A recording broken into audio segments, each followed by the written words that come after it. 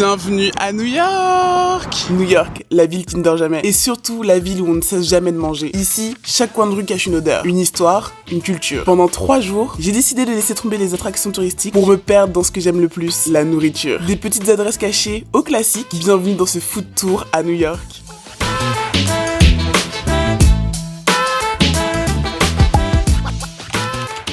Bon, ce tour food new-yorkais commence dans ma chambre d'hôtel puisque je suis arrivée en fin d'après-midi, mi-après-midi, donc je me suis un petit peu baladée et ce soir j'avais envie de prendre quelque chose vraiment à côté de mon hôtel et rien de mieux que de commencer un tour food à New York avec de la pizza new-yorkaise. Les fameuses tranches de pizza new-yorkaise sont un arrêt obligatoire lorsqu'on vient dans la ville. Ici, c'est un emblème de la street food. On en trouve à chaque coin de rue, réputés pour leur prix abordable et leur garniture généreuse. J'ai été obligée de commencer ce food tour avec une bonne part de pizza. Quand on vient à New York, on est obligé de prendre des pointes de pizza. Les fameuses pointes à 1,50$, même si elles ne sont plus à 1,50$. D'ailleurs, si j'en trouve un qui en fait vraiment un à 1,50$, j'irai tester pour voir. Parce que là, pour le coup, celui que j'ai trouvé, il y avait marqué 1,50$ partout sur la devanture. Mais quand tu rentres à l'intérieur, petite publicité mensongère. Mais c'est pas grave, j'avais faim. Et elles ont l'air quand même super bonnes. Donc j'en ai pris une au fromage. J'ai pris une margarita et une pepperoni. À la vôtre. À ce premier repas à New York.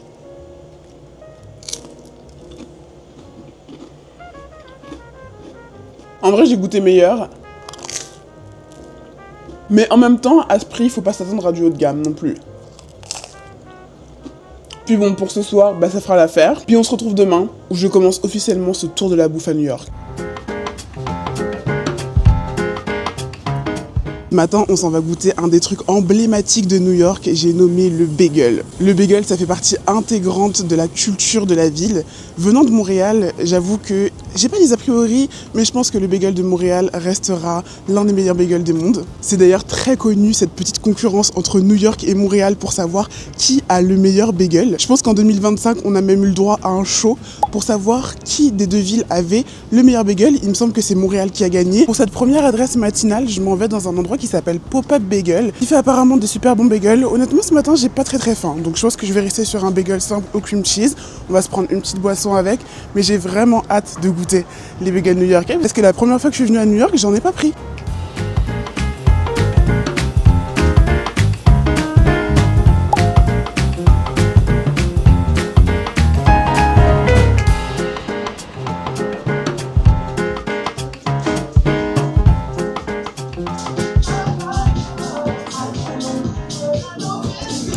En fait, quand tu viens à l'intérieur, tu dois prendre, ça vient par pack de 3 bagels. Donc moi, j'ai pris un bagel au sésame, un bagel nature et l'autre, je crois que c'était un bagel salé. Et ils te donnent un pot de cream cheese à l'intérieur. Donc pareil, tu as différents types de cream cheese. Et là, pour le coup, j'ai pris un cream cheese classique parce que on est classique, nous, ce matin. Je vais pas manger les 3 bagels parce que ça fait beaucoup. Mais je vais partir sur mon préféré qui est celui au sésame. Et en fait, la différence des bagels avec Montréal, c'est que les bagels new-yorkais, ils sont très épais.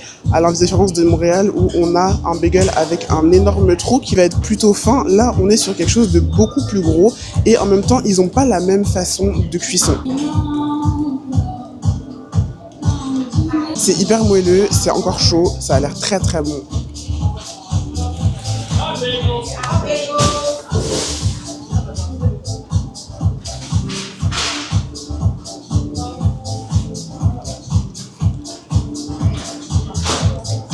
Les bagels au sésame, c'est mes préférés et je dois dire que là, il y a quand même une grosse concurrence, même si les bagels sans viateur resteront tout droit dans mon cœur parce que j'en mange pratiquement tous les matins. Mais je dois dire que ceux-là, en fait, c'est super intéressant le fait qu'ils soient bien épais. Ils sont hyper moelleux, ce qui apporte un peu plus de texture au bagel. Alors que celui de Saint-Viateur, par exemple, on va être sur quelque chose qui va être plus sur la croustillance, plus que sur le moelleux. Je reste fidèle à Montréal, mais celui-ci ne me déçoit pas.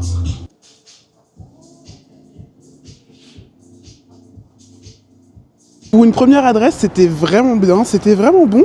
Ça m'a coûté 13$ au total pour 3 bagels avec un gros pot de cream cheese. Honnêtement, c'était vraiment abordable. J'avais peur que ça soit un peu cher parce que c'est vrai que les places de bagels en général à New York, c'est très cher. Surtout quand tu rajoutes plein de toppings. Là, pour le coup, j'ai fait vraiment au plus simple et c'était hyper bon pour commencer la journée. Après ce matin froid et gourmand en nourriture, j'ai pris le métro pour la première fois du séjour en direction de Harlem. Autrefois considéré comme un quartier ghetto, Harlem est le point culminant de la culture afro-américaine. Un quartier riche en histoire, riche de culture et aussi très riche au niveau de sa gastronomie. Un des points qui nous intéresse le plus aujourd'hui. Car en venant à New York, je voulais absolument manger dans un restaurant proposant de la soul food, une cuisine avec beaucoup d'histoire qui porte un héritage. Je pouvais pas venir à New York, faire un tour food sans venir à Harlem et manger dans un fameux restaurant de soul food. Parce que je pense que si tu viens aux États-Unis, si tu viens à New York, t'es obligé de venir manger dans un restaurant de soul food parce que ça fait partie intégrante de la culture afro-américaine, mais aussi de la culture américaine en général. J'ai trouvé plusieurs adresses, mais aujourd'hui on s'en va chez Amy Roots, qui est apparemment une institution, un quartier qui est ouvert depuis, je vais vous noter la date parce que je l'ai pas retenue, ça fait très longtemps. J'ai bien hâte de voir ce que ça nous propose.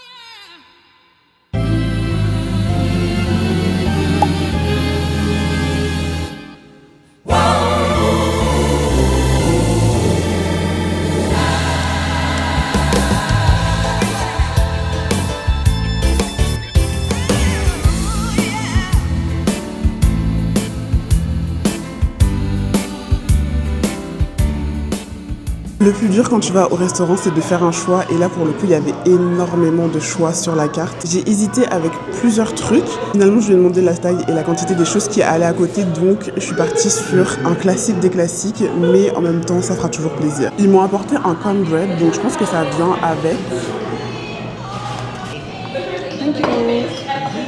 Avec, vu qu'il fait froid, je suis partie sur un chocolat chaud. Je sais pas ce que c'est que ça. Ah, ça doit être du lait en plus. C'est la première fois que je vois ça, du lait ajouté. Ou peut-être de la crème.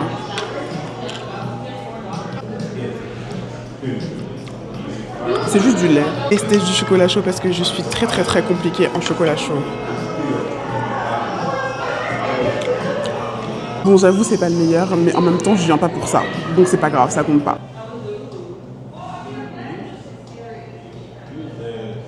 Je sais pas par quoi commencer tellement tout donne envie actuellement. J'ai du mac and cheese, j'ai du collard green, j'ai de la fameuse gaufre avec du poulet frit. J'ai aussi du beurre pour l'accompagner et je pense que j'ai du sirop d'érable. Enfin, je sais même pas si sur la table, je pense que ça doit être le sirop d'érable.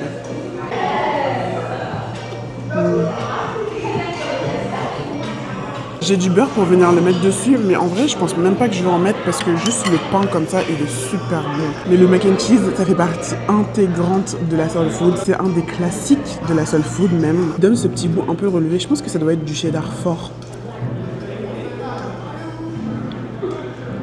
Et pour le coup, j'ai l'habitude de manger du cheddar classique et pour avoir déjà mangé du cheddar fort, ça ressemble fortement à du cheddar fort.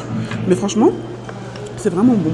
Alors ça, pareil, on est sur un des éléments phares de la soul food. Certes, la soul food, c'est gras, il y a beaucoup de friture. Mais regardez, on a un peu de légumes. Bon, maintenant, on arrive à la star du show, la fameuse gaufre avec le poulet frit. J'avais plusieurs options de morceaux de poulet et en vrai, je pense pas que j'aurais dû prendre cette option parce qu'elle est hyper grosse. Elle est bien croustillante. Rajouter un petit peu de sauce avec pour relever le goût.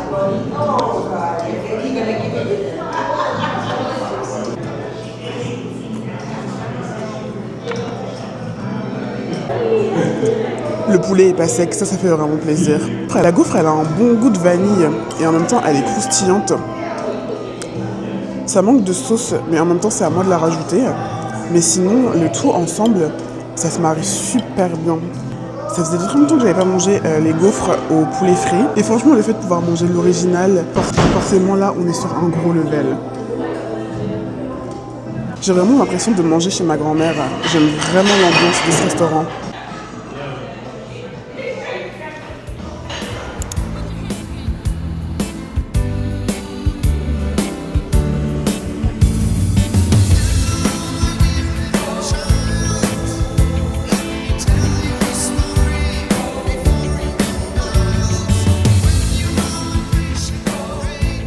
Après avoir passé des heures à explorer les rues d'Harlem, j'ai eu envie de me réchauffer dans un petit café pakistanais. Alors direction Kafi, un coffee shop spécialisé dans le chai latte.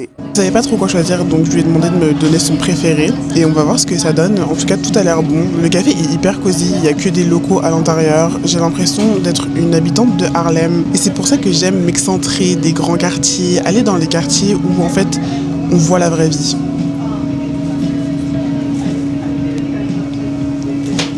C'est très chaud.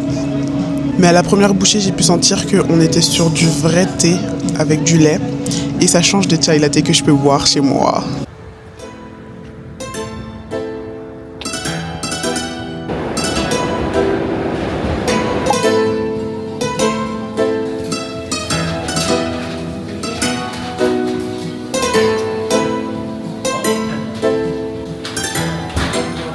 Ce soir, on mange grec. Des fois, il faut vraiment y aller au feeling quand on voyage et qu'on voit des spots de bouffe.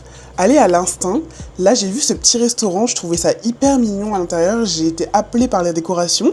Il s'avérait que c'était un restaurant grec. Je me suis dit pourquoi pas. Et en attendant ma commande, j'ai regardé la note sur Google Maps et il s'avère qu'ils sont notés 4,8. Donc, je pense qu'on est sur une bonne adresse quand même. Donc j'ai pris un souvlaki au poulet. Je mange très rarement de la cuisine grecque, donc ça va être l'occasion de me plonger dans le bain. Le souvlaki, de ce que j'ai compris, c'est un sandwich avec du pain pita. À l'intérieur, on a une garniture, des crudités et une sauce au yogourt grec. Il y avait plusieurs choix comme du bœuf, il y avait du porc, il y avait aussi des options végétariennes. On en avait un à l'halloumi, mais celui au poulet me donnait bien envie pour aujourd'hui. Ça sent super bon. C'est exactement ce qu'il me fallait pour ce soir.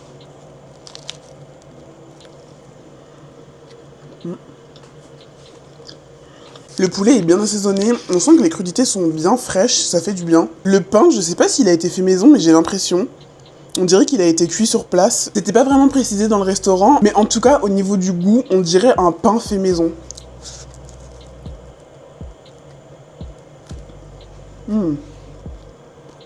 C'est très très bon. Ce que j'aime à travers ce genre de restaurant, c'est qu'on a la nourriture du pays, mais on a aussi les boissons du pays. Proposez pas des sodas classiques comme on peut voir partout. Là, on avait vraiment des sodas grecs. Apparemment, c'est une marque grecque. Celui-ci, c'est à la cerise. Il y en avait aussi à l'orange et au citron, il me semble. Sinon, on était sur de l'eau pétillante, gazeuse, mais on n'avait pas d'autres options. Et en fait, ça, j'aime, parce que ça nous permet de découvrir d'autres boissons.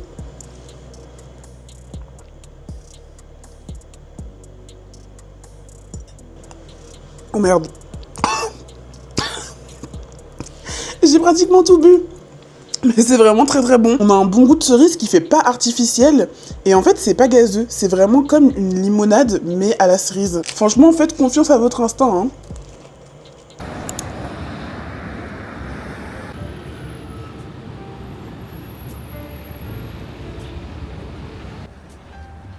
S'il y a bien un moment sacré à New York, c'est le petit déjeuner. Certains se contenteront d'un petit café, d'autres d'un burrito à emporter, ou encore un bon bagel à manger sur le pouce. Mais aujourd'hui, j'ai voulu m'attaquer à l'un des classiques de l'American Breakfast, l'assiette déjeuner. Très populaire aux États-Unis, mais aussi très populaire au Canada, ce n'est pas une découverte pour moi. Aujourd'hui, on est dans l'immersion. Un petit restaurant de quartier où l'on mange au bar, où notre petit déjeuner est cuisiné devant nos yeux. Et pour ce nouveau matin à New York, je me devais de prendre une belle assiette de pancakes. Et chez Johnny's Lunchette, je pense que tu seras servi. Ici, on te sert une belle assiette de pancakes, seule ou accompagnée, avec des œufs, du bacon, des saucisses, une belle offre de pain perdu, un sandwich déjeuner, ou encore juste un café filtre servi au comptoir. Dans ce restaurant, la proximité est de mise. On déguste un repas simple mais réconfortant, tout en discutant avec ses voisins de comptoir ou le serveur. Mais ici, une chose est sûre, la simplicité et la gourmandise sont au rendez-vous. Après un bon petit déjeuner et une balade, j'ai voulu me pencher sur les food trucks. Puisqu'à New York, la vraie gastronomie ne se cache pas toujours dans les restaurants. Parfois, elle est là, dans un coin de rue, sous un petit camion en métal où la file ne se désemplit pas. Les food trucks, c'est le cœur battant de la ville new-yorkaise. Il y en a pour tous les goûts, à tous les moments de la journée, puisqu'il faut bien nourrir toute cette population. Pas besoin de réservation ou d'un dress code. Là, c'est simplement toi, avec l'effervescence de la rue, l'odeur des grillades et un bon repas à manger sur le pouce. Actuellement, je suis dans les environs de Soho. Il y a énormément de food trucks. Je pense pas que ça va être le seul que je vais faire, mais pour l'instant, pour le premier, on est sur des tacos classiques de la street food mexicaine. C'est bon et c'est facile à emporter. C'est tout ce qu'on aime dans la street food. J'ai pris un tacos au poulet et un tacos au bœuf. Le tacos au bœuf est sous forme de birria tacos. Ça a l'air extrêmement bon. En premier, je vais goûter celui au bœuf. C'est celui qui me donne le plus envie. Le bœuf a l'air très très tendre. Un peu de citron. Au-dessus, il y a une sauce rouge, je sais pas vraiment ce que c'est. Je sais pas si c'est épicé ou si c'est quelque chose à la tomate. Puis là, on est clairement sur une tortilla de maïs parce que ça sent le maïs. La boîte est ici et je sens le maïs.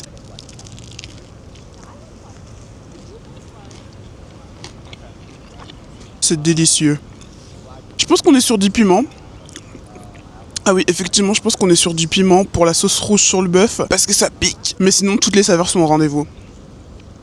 La coriandre, les oignons, le bœuf effiloché, la sauce. Là, on est sur un snack de qualité qui réchauffe en plus parce qu'il fait froid et qui est vraiment abordable puisque les tacos étaient à 4 $ l'unité. Finalement, la sauce piquante qu'il y avait sur le bœuf, au début ça te surprend, puis après tu t'y habitues. Celui au poulet me donne extrêmement envie. À l'intérieur, on a du poulet, des oignons, on a du guacamole et je pense que ça doit être de la coriandre.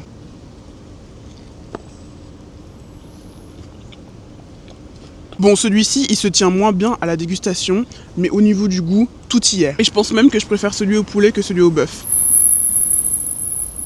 En termes de food truck, il y a énormément de choix. Et je pense qu'il faut vraiment faire appel à son instinct, y aller au feeling, parce qu'on peut tomber sur des bons food trucks comme sur des mauvais. C'est comme pour tout, la nourriture n'est pas bonne partout. Mais en général, je vous conseille d'aller un peu plus loin que la couverture, que la devanture du food truck, parce que des fois, vous pouvez avoir de très belles surprises.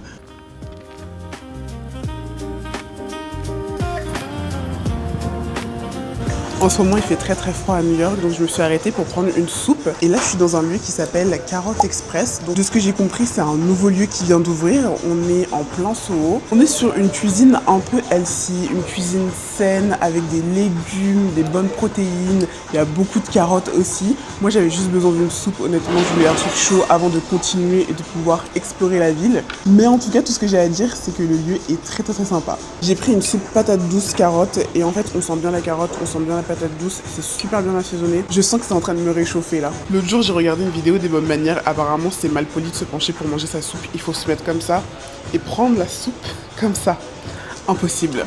J'arrive pas à manger avec les bonnes manières. Désolée.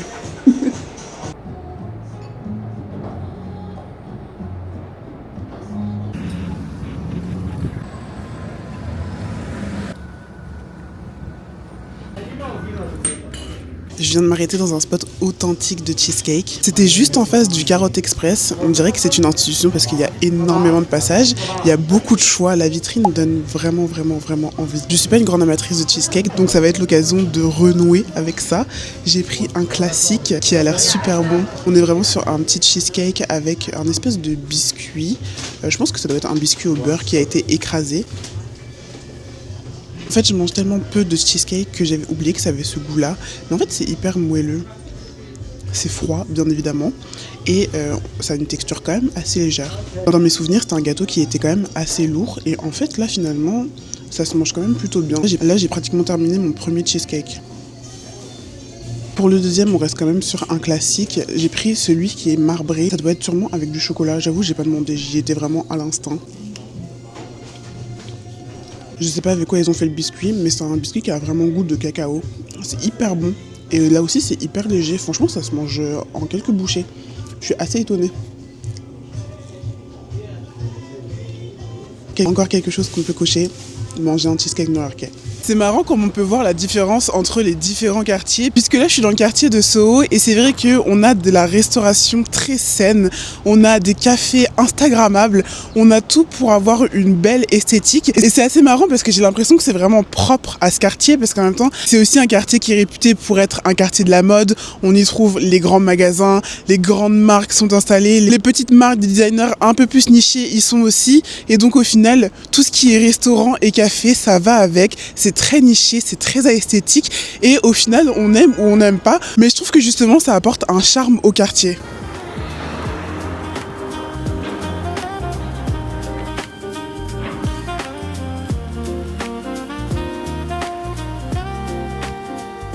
Des fois quand on voyage, il y a des plats qui nous marquent et là pour le coup quand je suis venue la première fois à New York, il y a un petit dessert qui m'a marqué et je me suis toujours dit que je voulais revenir à New York juste pour ça. C'est le banana pudding de chez Magnolia Bakery. Bakery. Ici c'est un peu une institution, c'est hyper connu. Ils sont réputés pour leur cupcake mais ils sont aussi réputés pour leur fameux banana pudding et j'espère que ça goûte la même chose parce que ça va faire bientôt 7 ans que j'y repense. Quand on vous dit que la cuisine ça crée des émotions, c'est vraiment vrai parce qu'en 7 ans je l'ai toujours pas oublié ce banana pudding.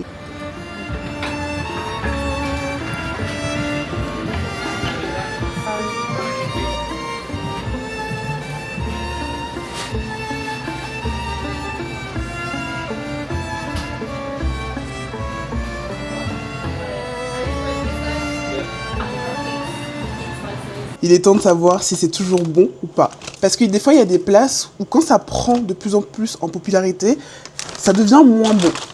Là, on est quand même sur un banana pudding qui a pris de plus en plus en popularité. C'est devenu leur marque de fabrique. Avant, c'était les cupcakes. Maintenant, c'est le banana pudding. Et donc, j'avoue, j'ai mis quelques réserves. J'ai pris celui en taille médium qui est quand même, ma foi, plutôt gros. Ils ont changé le packaging parce qu'avant, c'était en plastique. Je me souviens très bien parce qu'on pouvait voir les couches de bananes, de crème et de gâteau. Je pense que pour une question écologique, ils ont dû changer ça. Ouh, ça a la même tête qu'avant.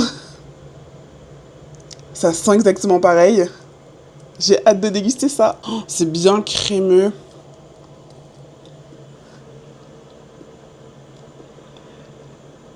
Ouh.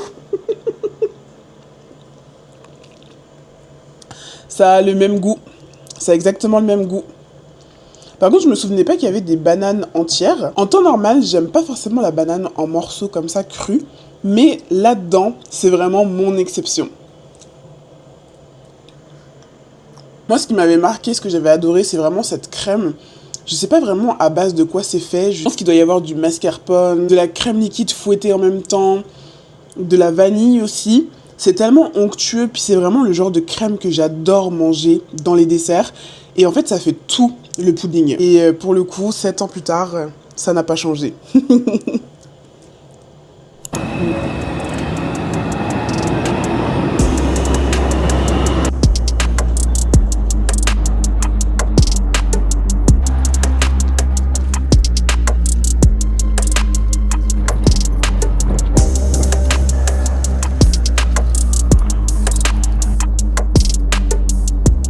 Nouveau matin à New York, et ce matin j'avais envie de tester quelque chose d'un peu différent, loin des bagels, loin des pancakes classiques, et en faisant mes recherches je suis tombée sur un petit café latino, inspiration colombienne, vénézuélienne, qui propose une assiette déjeuner avec des arepas, et juste en voyant la photo je me suis dit ce matin je vais ici.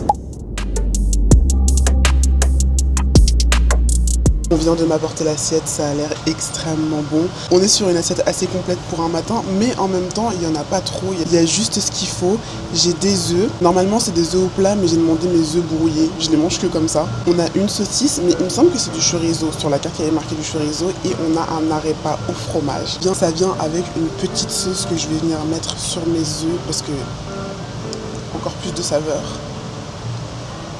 Le lieu est hyper charmant, on se sent automatiquement bien quand on met les pieds dedans.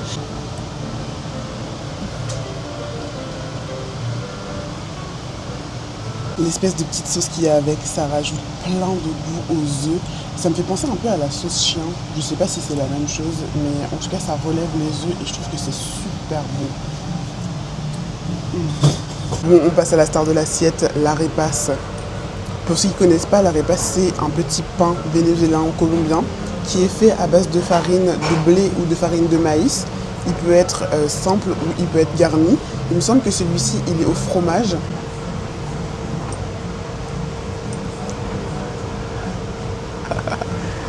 Je confirme, c'est au fromage. Wow. Il est bien chaud, ça a l'air croustillant, c'est moelleux.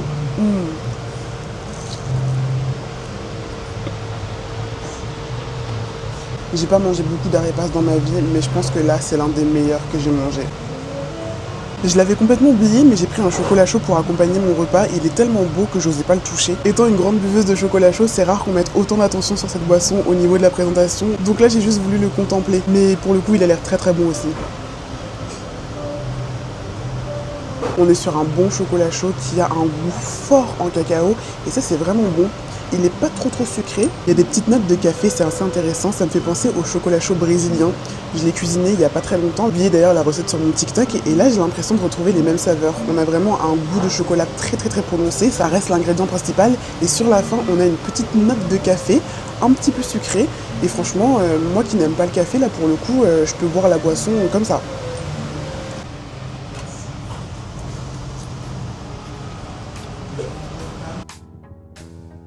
L'avantage à New York, c'est qu'on peut voyager sans même sortir de la ville. Après une balade sur le pont de Brooklyn, pour vous faire une intro de qualité, j'ai fait demi-tour pour m'aventurer dans le quartier de Chinatown. Un quartier qui à lui seul mériterait une vidéo entière, mais aujourd'hui j'avais envie d'un bol de nouilles. Beaucoup d'adresses le proposent, et après des heures à chercher sur Google Maps, je suis tombée sur l'adresse parfaite, le village épicé. Le village épicé, ce n'est pas un restaurant où tu y vas pour t'asseoir pendant des heures. Ici, on prend directement ta commande, tu manges et tu repars. Pourquoi ? Parce qu'il y a un très grand volume de personnes qui viennent y manger tous les midis. Un restaurant authentique où on s'accorde sur la qualité, mais aussi la quantité. Parce qu'après tout, c'est l'Amérique, on fait les choses en grand. Tout comme ce bol de nouilles qui m'a fait office de repas du midi. Des nouilles, des vermicelles, accompagnées de bœuf, d'assaisonnement, tout ça dans un bouillon, et un pancake. Le pancake chinois, c'est juste du pain. Un pain qui est d'abord cuit à la vapeur, ce qui va rapporter énormément de moelleux. Et je dois l'avouer, c'était super bon.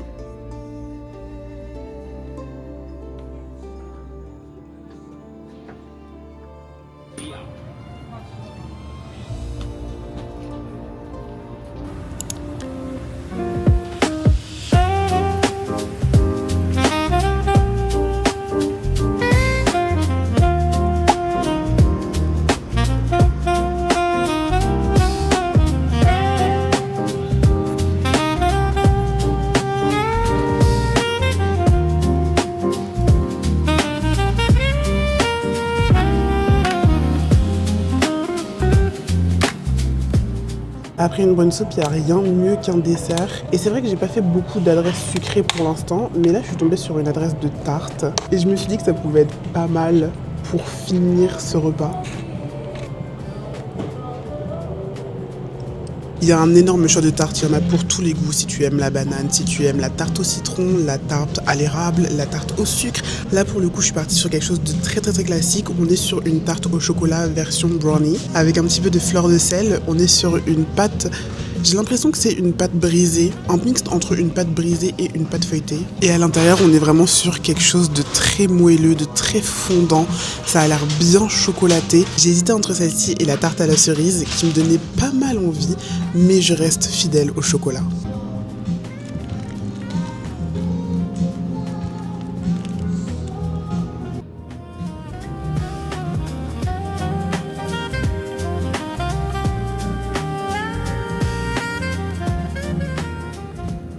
Je suis rentrée à Montréal, c'est ici que se termine ce food tour new-yorkais. J'espère que ça vous a plu, en tout cas moi je me suis régalée. Que ce soit en termes de nourriture ou même pour faire cette vidéo, j'ai adoré vous montrer tous ces spots de bouffe. À New York, il y a tellement de spots de bouffe qu'il est difficile de faire un choix. Mais en tout cas, écoutez, j'espère que vous avez pris plaisir comme j'ai pris plaisir. J'ai même envie d'y retourner cet été, pour vous dire. Et sinon, en attendant, n'hésitez pas à vous abonner, liker cette vidéo, commenter. Puis on se retrouve bientôt. Bientôt. C'est sûr. Très bientôt. Bye.